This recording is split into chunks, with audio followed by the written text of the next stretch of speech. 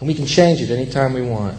It's only a choice. No effort, no work, no job, no savings of money. A choice right now between fear and love. The Soviet Union has been busy. They've been busy in terms of their level of effort. They've been busy in terms of the actual weapons that they've been producing. They've been busy in terms of expanding production rates. They've been busy in terms of expanding their institutional capability to produce additional weapons. Which side are you on, boys? Which side are you on? I want you to think about this. We have an administration that has repeatedly violated the Constitution, that has taken this country into a war based on lies, that's putting us in hock to China to pay for the wars, that suborn torture and rendition. It's a really lousy world we're leaving for our children and grandchildren. Got to be careful, America. We're losing our democracy. It's time for us to save it. And so for all those Americans out there tonight who say, you know what, taking on Iran's a good thing. I just told you if we take on Iran, we're going to use nuclear weapons. And if we use nuclear weapons, the genie ain't going back in the bottle until an American city is taken out by an Islamic weapon in retaliation. So tell me, you want to go to war with Iran, pick your city. Pick your city. Tell me which one you want gone. Seattle, LA, Boston, New York, Miami. Pick one, because at least one's going. And that's something we should all think about before we march down this path of insanity that George Bush has us headed on.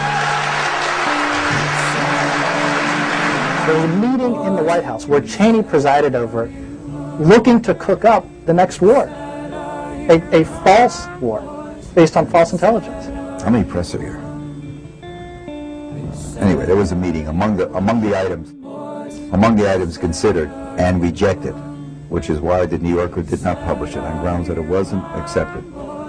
One of the items was why not?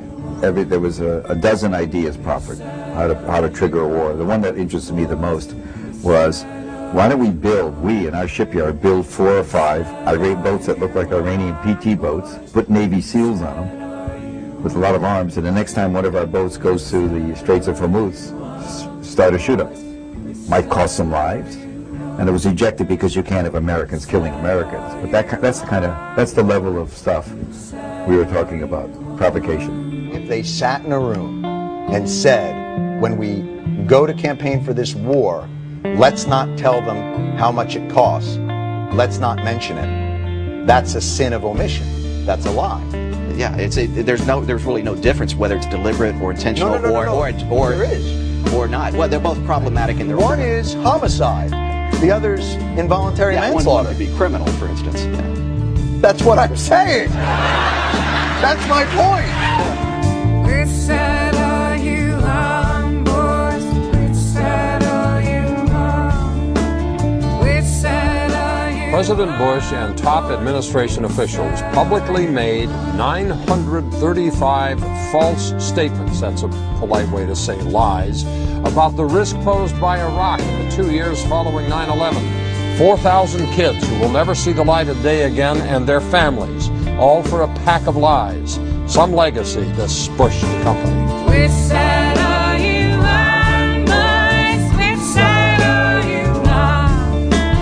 Which side are you on, boys? We know that they're still trying to learn how to enrich uranium. Mr. Secretary, what exactly was the connection between Saddam Hussein and Al-Qaeda? I tell you, I'm not going to answer the question. We do have solid evidence of the presence in Iraq of Al-Qaeda members, including some that have been in Baghdad. And so I think we ought to put aside forever this notion that you have to impose democracy. Again, I think you have to impose tyranny.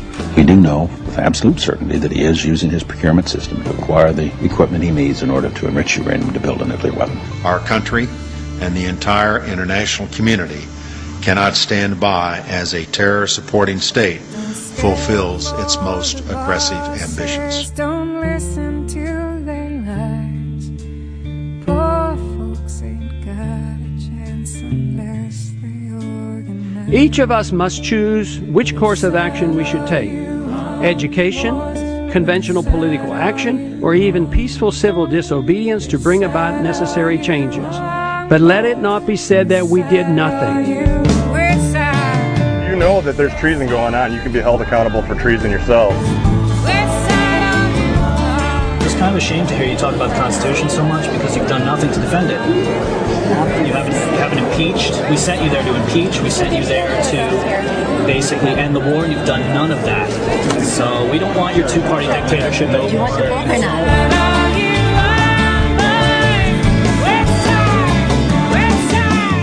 Beach Boys song, Bomberan. Bom, bom, bom, bom. I mean, think about it. Iran, Cuba, Venezuela, these countries are tiny compared to the Soviet Union. They don't pose a serious threat to us. So let me be absolutely clear. Iran is a grave threat. It has an illicit nuclear program. It supports terrorism across the region. And I would hope from time to time that you have the humility and the grace to be ashamed of yourself. Are you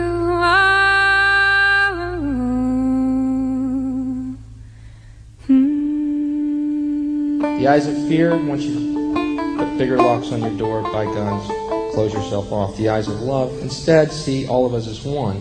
Here's what we can do to change the world right now to a better ride. Take all that money we spend on weapons and defense each year and instead spend it feeding, clothing, and educating the poor of the world, which it would many times over, not one human being excluded, and we can explore space together, both inner and outer, forever in peace. Thank you very much. You've been great. I hope you enjoyed it. London, you're fantastic. Thank you. Thank you very much.